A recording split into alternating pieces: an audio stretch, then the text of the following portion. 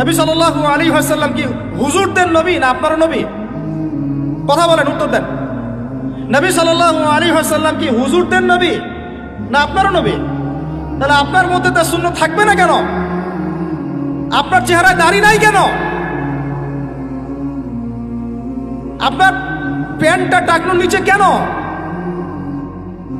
কেন আপনি নবী সাল্লাল্লাহু আলাইহি ওয়াসাল্লামের জীবনী সারা জীবনও একবার পড়ে দেখতে পারলেন না? নবী সাল্লাল্লাহু আলাইহি ওয়াসাল্লাম 23 বছর আপনার আমার জন্য কষ্ট করেছেন, মানুষের মার খেয়েছেন, গাল খেয়েছেন, তাকে 15 বার হত্যা করার চেষ্টা করা হয়েছে, তাকে দেশ থেকে বের করে দেওয়া হয়েছে, গলায় দড়ি পেঁচিয়ে টান দেওয়া হয়েছে, পিঠের মধ্যে উঠে নাড়ি ভুড়ি চাপানো হয়েছে, দাঁত দাঁত ঘুষি মেরে দাঁত ফেলে দেওয়া হয়েছে, মাথা ফাটিয়ে দেওয়া হয়েছে, পা ভেঙে দেওয়া হয়েছে। কাদের জন্য? তার জন্যে। তা আপনি আমি কেন তার জীবনী পড়ে দেখলাম না কখনো? কেন আপনার চেহারায় দাড়ি থাকবে না, আমার চেহারা দাড়ি থাকবে না? কেন আমাদের প্যান্ট টাকনোর নিচে উপরে থাকবে না?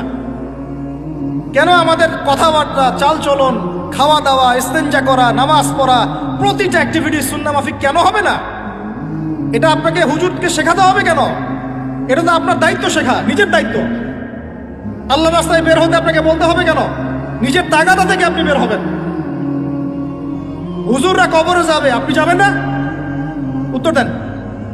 হুজুররা, তোমরা উত্তর দাও, ছেলেরা, ইয়াং জেনারেশন, তোমরা যারা আছো, হুজুররা কবরে যাবে, আমরা যাব না?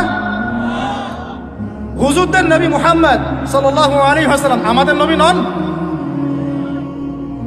নবী সাল্লাল্লাহু আলাইহি ওয়াসাল্লাম শুধু সাহাবীদের জন্য আসছিলেন না আমাদের সবার জন্য আসছিলেন?